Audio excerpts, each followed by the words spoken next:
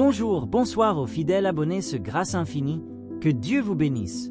Aujourd'hui, nous allons parler de pourquoi Dieu permet-il la souffrance? C'est une question que beaucoup se posent, surtout quand la douleur frappe sans prévenir. Mais si la souffrance n'était pas un signe de l'absence de Dieu, et si c'était, au contraire, un outil qu'il utilise pour façonner notre cœur? Regarde une graine, elle doit mourir pour donner vie à un arbre. L'or, il passe par le feu pour être purifié. Et non, parfois, c'est dans les larmes que Dieu fait naître notre force. Il ne prend pas plaisir à notre douleur. Non, mais il voit plus loin que nous. Il voit qui tu peux devenir à travers cette épreuve. Ce que tu vis aujourd'hui, Dieu peut l'utiliser pour transformer ta faiblesse en témoignage, pour que ton histoire sauve une autre vie. Alors ne perds pas espoir. La souffrance n'aura pas le dernier mot.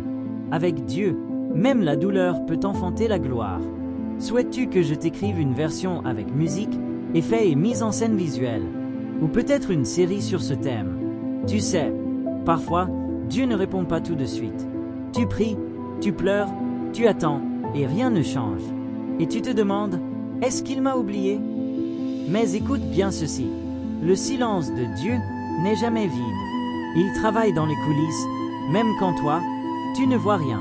Une graine pousse en silence, sous la terre. Et quand elle émerge, elle est prête à affronter le soleil. Toi aussi, tu pousses.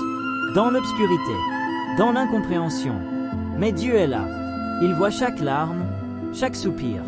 Ne confonds pas absence de réponse avec absence d'amour.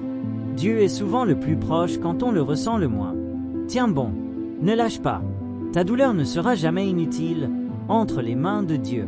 Si tu veux savoir comment transformer la souffrance en force, abonnez-vous à Grâce Infinie, partage la vidéo et dis-le moi en commentaire.